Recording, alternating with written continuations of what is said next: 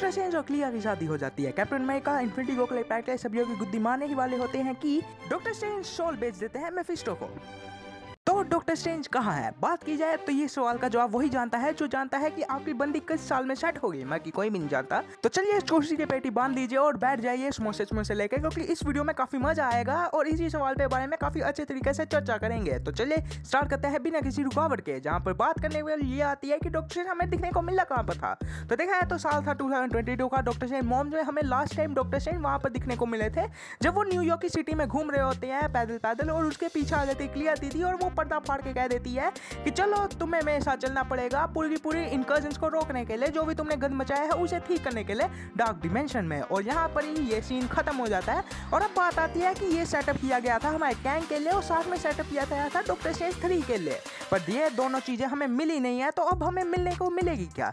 तो भैया हो सकता है कि हमें डॉक्टर स्ट्रेंज भैया डूम्सडे में दिखने को ही ना मिले, बल्कि वो दिखने को मिल सकता है उनकी 2 मूवीज में, बाकी एक मूवी में, बाकी अगली मूवी में। अरे क्या बोल रहा हूँ मैं। जब बात किया जाए तो हो सकता है डॉक्टर स्ट्रेंज 3 हमें दिखने को मिल जाए, ना कि भाई हमें डॉक्टर स्ट्रेंज भैया दिखने को मिले कहीं पे भी डूम्सडे में। तो चलो भाई इस पे 2 पॉसिबिलिटीज बनती है कि ये मूवी असल में कहाँ पर जाके फिट होगी, बाकी रिलीज होगी। तो देखा है तो सबसे फर्स्ट पॉसिबिलिटी असल में ये कहती है कि डॉक्टर स्ट्रेंज असल में हमें भाई डूम्सडे और सीक्रेट वॉर के बीच में दिखने को मिलेगी, और मार्वल ने इस टाइम पे काफी अच्छे तरीके से एक स्लेट बचा के रखी हुई है और उसको अनटाइटल रखा हुआ है। हो सकता है वो 2027 में 27 तारीख को मिल जाए हमें आके मई के महीने में।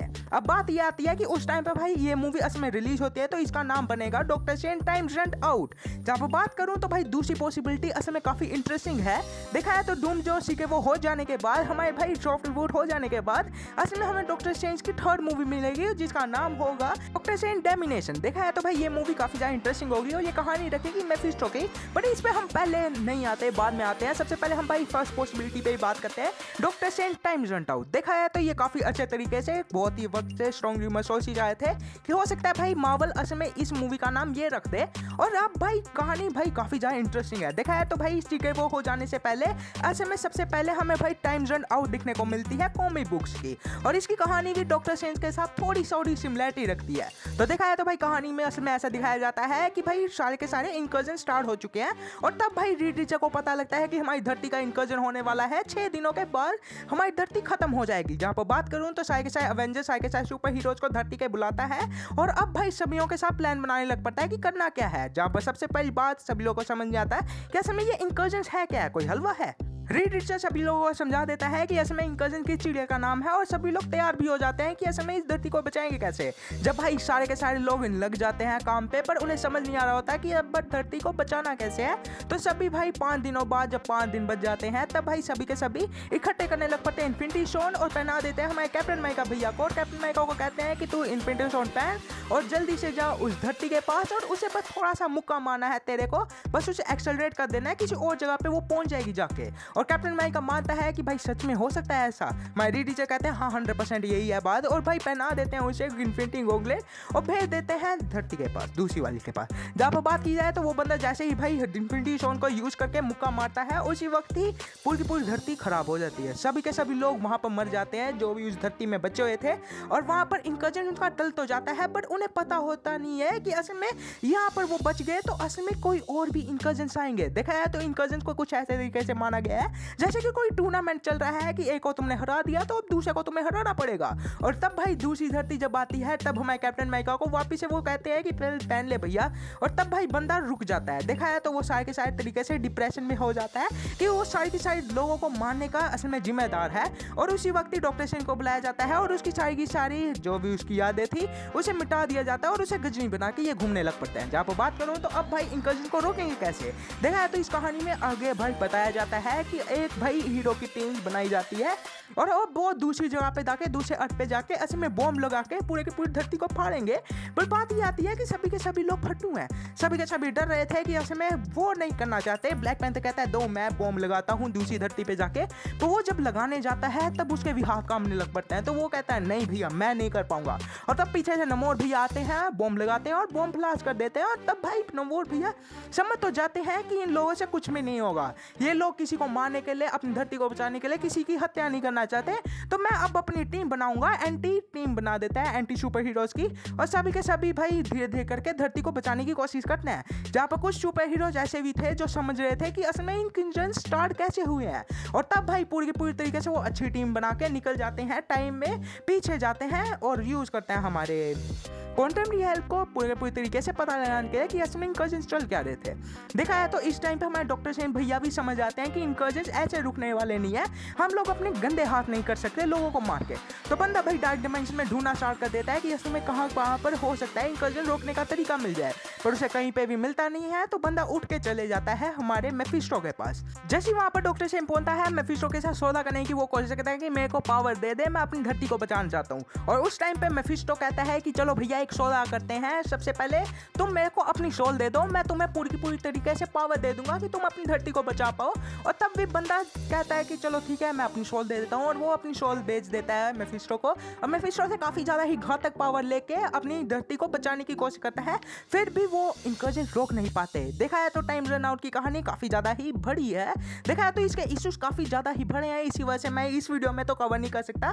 वो बात आती है कि मोटी मोटी कहानी हमारे डॉक्टर स्ट्रेंज के सामने यही चीज़। देखा है तो भाई डॉक्टर स्ट्रेंज जब अपनी सोल बेच देता है, उसके बाद बंदा बहुत ही ज़्यादा ही तरीके से टूट जाता है, क्योंकि असल में जो भी भाई वो इंकर्जन्स करने के लिए उसने रोकने के लिए कोशिश की थी, पर तब भी उससे रुके नहीं, जिसकी वजह से वो पूरी तरीके से हार जाता है। और हमें भाई मिल जाता है कि डॉक्टर डूम ने ही असल में इंकर्जन स्टार्ट किए थे।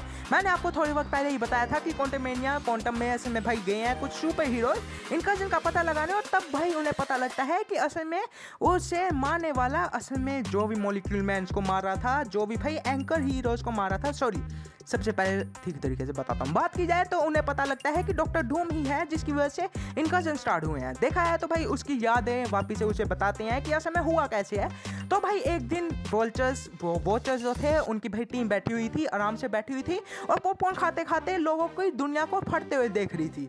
और तब दूसरा वोचर पूछ लेता है, एक झंडूसा होता है, और वो पूछ लेता है कि इंकर्जन्स हुए कैसे। तो वो बताते हैं कि असल में इंकर्जन्स हो रहे हैं एंकर बीइंग मरने की वजह से। हर दुनिया में एक एंकर बीइंग है जिसका नाम होगा मॉलिक्यूलर मैन, और मॉलिक्यूलर मैन को मारना बहुत ही मुश्किल है, इसी वजह से उसे एंकर बीइंग बनाया है हर दुनिया का। जहाँ पर बात की जाए तो एक दुनिया का एंकर बीइंग मर जाता है तो वो इंकर्जन स्टार्ट हो जाएंगे किसी और धरती के साथ जिनका एंकर बीइंग कभी भी मरा ना हो।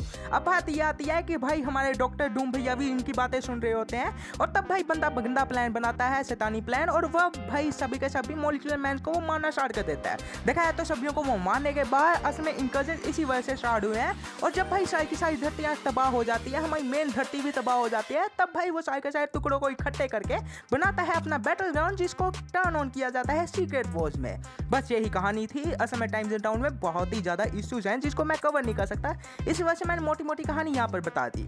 जब अब भाई बात आती है कि असल में भाई ये मूवी को असल में अडेप्ट कर सकते हैं ऐसे तरीके से कि डॉक्टर स्ट्रेंज भैया असल में जाएंगे क्लिया दीदी के साथ असल में इंकर्जन्स को रोकने के लिए, और तब भाई उसे पता रहेगा कि ये डॉन मांगू की भतीजी है। हाँ सच में ये डॉन मांगू की भतीजी है। तो अब भाई बंदे के मन में चल गई चुल, और शादी कर ली इस बंदे ने उसके साथ, और कर लिया अपना खड़ा कुल।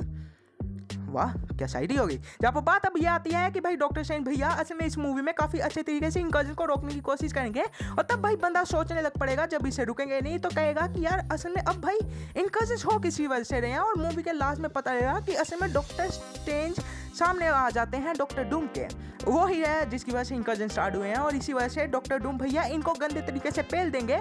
और तब भाई दो चांसेस होंगे, हो सकता है डॉक्टर स्ट्रेंज भैया की पावर की छीन ले ये बंदा, क्योंकि ये काफ़ी ज़्यादा ही छीनू है। जहाँ पर बात आती है कि असल में ये नहीं करता तो असल में इसको काफ़ी अच्छे तरीके से टोना करके अपने वश में कर लेगा। वाह ये तो मेरी आंटी जैसा हो गया। जहाँ पर अब भाई बात ये आती है कि इस मूवी के लास्ट में असल में हमारे डॉक्टर स्ट्रेंज भैया हो सकता है डॉक्टर डूम के साथ ही चल पड़े, और तब भाई हमें काफ़ी अच्छे तरीके से कहानी कंटिन्यू मिलेगी डॉक्टर स्ट्रेंज के बाद एवेंजर्स के वॉर में।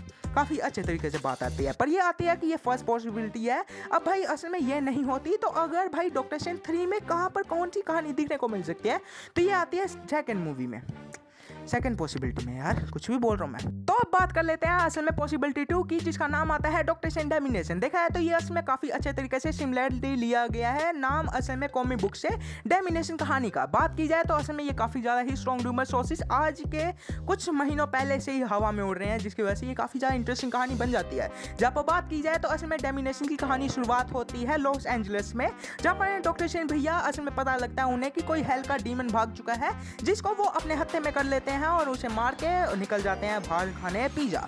जब बात किया जाए तो असल में भाई बंदा निकल जाता है लॉस एंजल्स से और तब उसे पता नहीं होता कि असल में हेल का दरवाजा अभी भी खुला हुआ है और हेल का दरवाजा लॉस एंजल्स में खुला हुआ था एलए में। तो भाई बंदा निकल आता है बाहर। बात की जाए तो हमारे मेफिस्टो भैया बाहर निकलते हैं हेल से और अब भाई वो बंदा अपना एक कसिनो खोल लेता है लॉस एंजल्स में।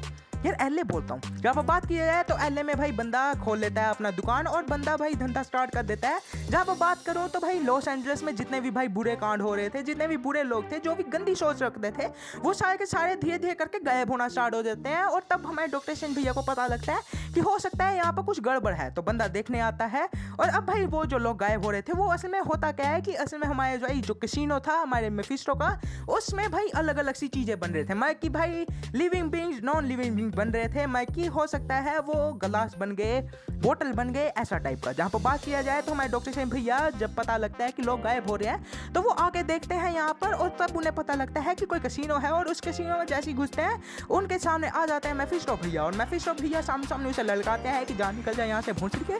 और तब भाई हमारे डॉक्टर स्ट्रेंज भैया बाहर निकलते हैं जल्दी से एवेंजर्स टावर में जाके सारे एवेंजर्स को बताते हैं कि इसने पूरा का पूरे तरीके से हेल बना दिया है एलए को हमारे मेफिस्टो भैया ने।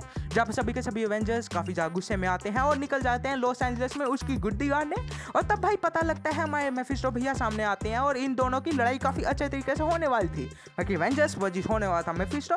और जैसे ही भाई वो लड़ाई स्टार्ट करने वाले होते हैं मेफिस्टो भैया जैसे ही भाई लोग आते हैं उनके सामने एवेंजर्स आते हैं उन सभी को टर्न ऑन कर देते हैं गोस्ट राइडर में और ये पूरे के पूरे तरीके से मेफिस्टो की टीम में ही आ जाते हैं। तब भाई गुद्दी गड़ जाती है हमारे डॉक्टर स्ट्रेंज की।